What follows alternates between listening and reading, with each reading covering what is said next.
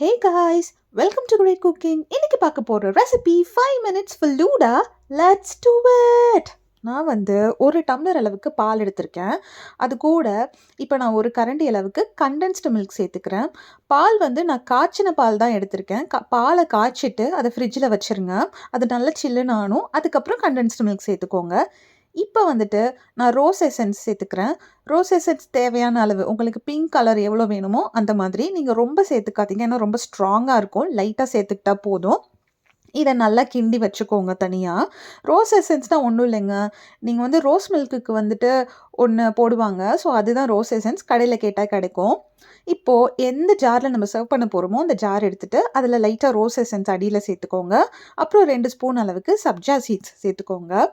சேர்த்துட்டு இப்போ நான் அடுத்தது 2 ஸ்பூன் அளவுக்கு சேமியா. இப்போ நம்ம பாயாசத்துக்கு செய்வோம்ல, சேவட் சேமியா, அதை தான் வேக வச்சு எடுத்திருக்கேன். அதை நீங்கள் சேர்த்துக்கோங்க. இதுக்கு மேலே நான் 2 ஸ்கூப் அளவுக்கு வெனிலா ஐஸ்கிரீம் சேர்த்துருக்கேன். அதுக்கு மேலேயே நான் என்ன பண்ணுறேன்னா, திருப்பி ரோஸ் எசன்ஸை இந்த ஜாரோட சைடில் எல்லாத்துலேயும் ஸ்ப்ரெட் பண்ணுறேன். அப்போ தான் உங்களுக்கு கடையில் கிடைக்கிற அந்த ஃபலூடா எஃபெக்ட் வரும். அது ரொம்ப ராயலாக ரிச்சாக இருக்கும் பார்க்குறதுக்கு. இதுக்கு மேலே நம்ம பால் கண்டென்ஸ்டு மில்க் கலந்து வச்சுருந்தோம் இல்லையா, அதை நான் ஆட் பண்ணிக்கிறேன். இந்த ஜார் ஆக்சுவலி ரொம்ப பெரிய ஜாரு. அதனால இது ஒரு 2-3 பேர் சாப்பிட்லாம், அந்த அளவுக்கு இருக்கும். இப்போ நான் திருப்பியும் அதுக்கு மேலே 2 ஸ்பூன் சப்ஜா சீட்ஸ், 2 ஸ்பூன் அளவுக்கு சேமியா,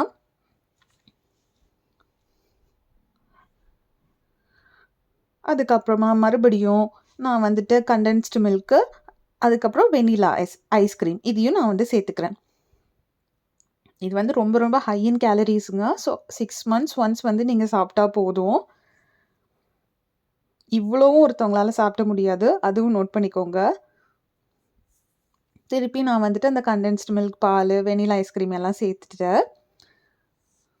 இதுக்கு மேலே நான் நட்ஸு சேர்த்துக்கிறேன். என்னென்ன நட்ஸ்னால், நான் பிஸ்தா சேர்த்துக்கிறேன், பாதாம் சேர்த்துக்கிறேன். வால்நட் வேணும்னா நீங்கள் வால்நட்டும் ஆட் பண்ணிக்கலாம். இதை உங்களுக்கு லைட்டாக ரோஸ்ட் பண்ணணுன்னா நீங்கள் ரோஸ்ட் பண்ணியும் எடுத்துக்கலாம். அவ்வளோதாங்க. இதை நீங்கள் ஆட் பண்ணி இதுக்கு மேலே திருப்பி லைட்டாக ரோஸ் எசன்ஸ் போட்டு எடுத்தீங்கன்னா 5 மினிட்ஸ் ஃபலூடா ரெடி. செஞ்சு பாருங்கள்.